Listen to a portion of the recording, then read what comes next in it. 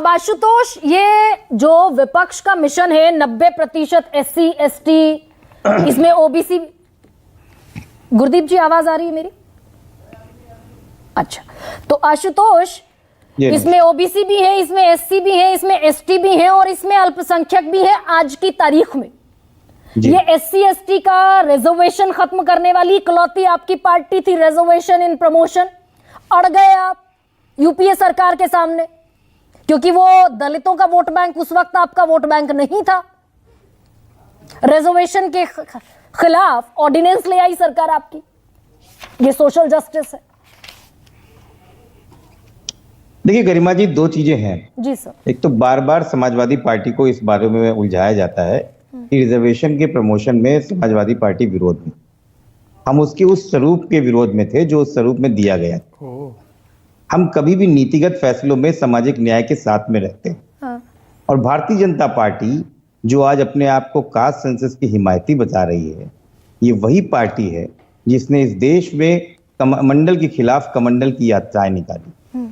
और मुझे पूरा यकीन है कि हमारे दोस्त भारतीय जनता पार्टी के जो बैठे हुए हैं, जो बिहार की कास्ट सर्वे पे अपनी पीठ थपथपा रहे हैं, इनसे पूछिए कि Tushar Mehta solicitor general of India हैं, वो तो भारत सरकार के रिप्रेजेंटेशन करते हैं।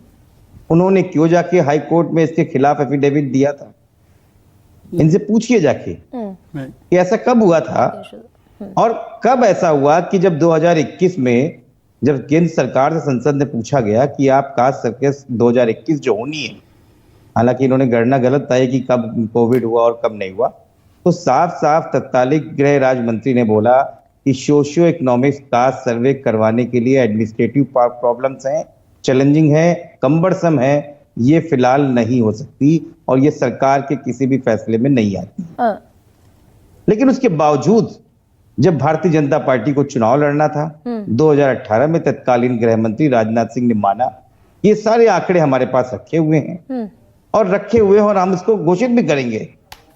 लेकिन नियति का फैसला रहा, 2019 में सरकार बदली, सरकार वापस आई, लेकिन गृह मंत्री बदल दिए गए और अब गृह मंत्री ने कह दिया कि अब फिलहाल हमको कुछ नहीं करना है। हाँ आशु, लेकिन एक बात ये बताइए ना आशु। नहीं गरिमा जी, मैं अपने 20 सेकंड और पूरे कर लूं। अच्छा प्लीज। अब देखिए इस देश की स्थिति कितनी होती है।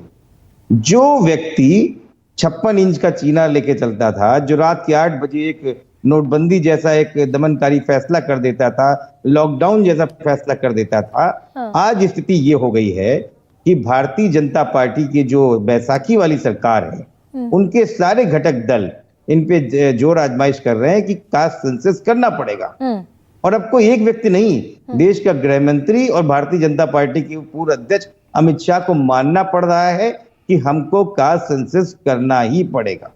ये भाग नहीं सकते हैं क्योंकि इन्होंने देश का मूड समझ लिया है। भाई राजनीति तो वो भी कर रहे हैं आशु, ये मान लीजिए ना। बिल्कुल करना। आप उस वक्त राजनीति कर रहे थे 2012 में, सिर्फ आप इकलौते ऐसे पार्टी थे। कास्ट सेंसस को लेकर समाजवादी पार्टी इकलौती पार्टी थी, यूपीए के साथ तो और 25 पार्टियां थी। गरिमा जी, यूपीए की सरकार में जब कास्ट सेंसस हुआ तो अकेले अगर 3 या 4 व्यक्ति जिन्होंने कास्ट सेंसस प्रेशर डाल के करवाया तो माननीय मुलायम सिंह यादव थे, ना दिवंगत शरद यादव थे। का प्रमोशन का रिजर्वेशन इकलौते आप थे यूपीए सरकार में। हम उसको मानते हैं, आप थे। उसकी जो संरचना उस तरह की थी उसके विरोध में थे हम। कभी प्रमोशन में नहीं, आरक्षण में उसके विरोध में नहीं थे। यहाँ तो भारतीय जनता पार्टी ने फिर से यू टर्न ले लिया और ये अगस्त का